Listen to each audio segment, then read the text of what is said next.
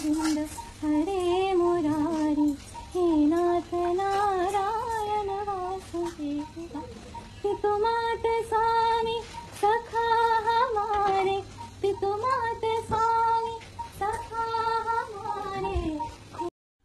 ভিডিওটি পেলাম social media থেকেই।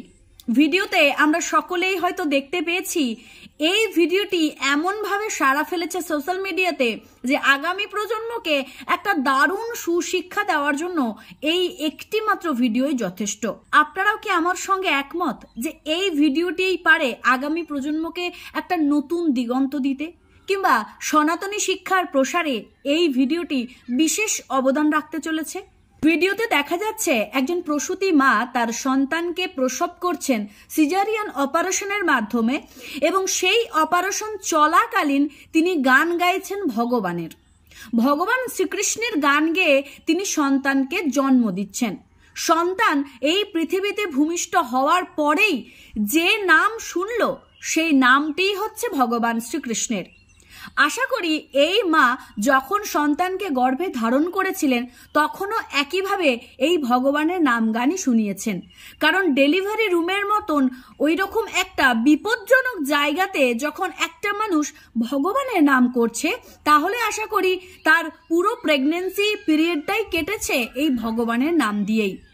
এই বাচ্চা বা এই সন্তান যে কতটা ভগবানের প্রতি আসক্ত হবে সেটা তো বোঝাই যাচ্ছে। আমরা কতিপয় দেখতে পাই এখনকার মায়েরা, সবাই নয় যদিও, কিছু কিছু মায়েরা বাচ্চাদেরকে খাওয়ানোর সময় কিংবা ঘুম পাড়ানোর সময় মোবাইলে গান ছেড়ে দেন কিংবা মোবাইলে কার্টুন লাগিয়ে দেন। সন্তান সেটা দেখতে দেখতে অভ্যস্ত হয়ে যায় এবং পরবর্তীকালে মোবাইল অ্যাডিক্টেড হয়ে যায়।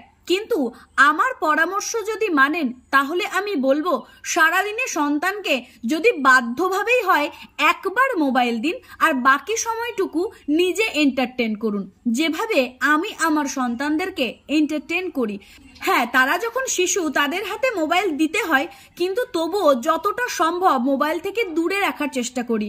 তাদেরকে সনাতনীয় শিক্ষার প্রসার বা সনাতনীয় গান বাজনা বা ভগবান শ্রীকৃষ্ণের নাম নিয়েই সারাদিন আমি থাকতে বলি। মা যেভাবে তার সন্তানকে পরিচর্যা করবেন একজন সন্তান ঠিক সেইভাবেই গড়ে উঠবে। এই যে মাকে আমরা অপারেশন থিয়েটারে ভগবানের নাম গান করতে শুনলাম, এই ঘটনা বা এই ভিডিও দেখার পর আগামী প্রজন্মের যে মায়েরা সন্তান জন্ম দিতে যাচ্ছেন তাদেরকে আমি বলবো এইভাবেই নিজেদেরকে গড়ে তুলুন, যাতে জীবনের একটা গুরুত্বপূর্ণ মুহূর্তে আপনারা ভগবানের নাম ছাড়া আর কিছু মুখেই না আসে। ডেলিভারির সিজারিয়ান রুম, এটা মেয়েদের জন্য সত্যি অনেক বিপজ্জনক। কত মাকে দেখেছি যারা সেখানে গিয়ে আর হয়তো ফিরে আসেননি। এমন এমন ঘটনা তাদের সঙ্গে ঘটে গেছে, তারা হয়তো পৃথিবীর মায়া ত্যাগ করে নিজের শেষ নিঃশ্বাস ধার দিয়ে গেছেন তাদের সন্তানকে। সেই সদ্যজাত সন্তান মায়ের শেষ নিঃশ্বাস থেকেই প্রথম নিঃশ্বাস শুরু করেছে এবং তাদের মা ছাড়াই তাদের সন্তানেরা এই পৃথিবীতে বড় হয়ে উঠেছে।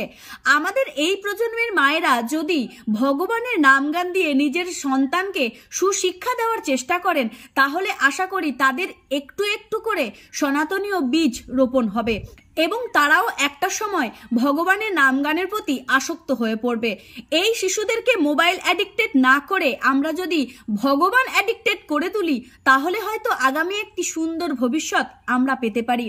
কুর্নিশ জানাই এই মায়ের সাহসকে, কারণ এই রকম একটি পরিস্থিতিতে ভগবানের নাম গান করেছেন অথচ তার মুখে ন্যূনতম বিচলিত ভাব আমরা দেখতে পেলাম না। সত্যি এই মায়ের অন্তরাত্মা অত্যন্ত পবিত্র এবং সাহসী। তার এই সাহসিকতাকে কুর্নিশ জানিয়ে সারা সোশ্যাল মিডিয়া তাকে নিয়ে হই হই রই রই করছেন।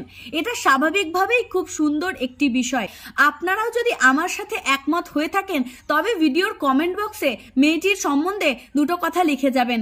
আমি জানি না এই মেয়েটির বাড়ি কোথায়, যদি জানতাম তাহলে একজন মা হিসেবে আর একজন মাকে পায়ে হাত দিয়ে প্রণাম করে আসতাম, কারণ যে মা তার নিজের জীবনের এত দুর্বিষহ পরিস্থিতিতে ভগবানকে স্মরণ করেছেন আশা করি তার সন্তানেরা সুসন্তানই হবে।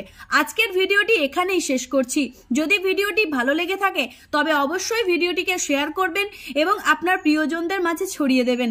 দেখা হচ্ছে নতুন কোনো দিন নতুন কোনো ভিডিওতে। ততক্ষণের জন্য জয় শ্রীকৃষ্ণ, রাধে রাধে।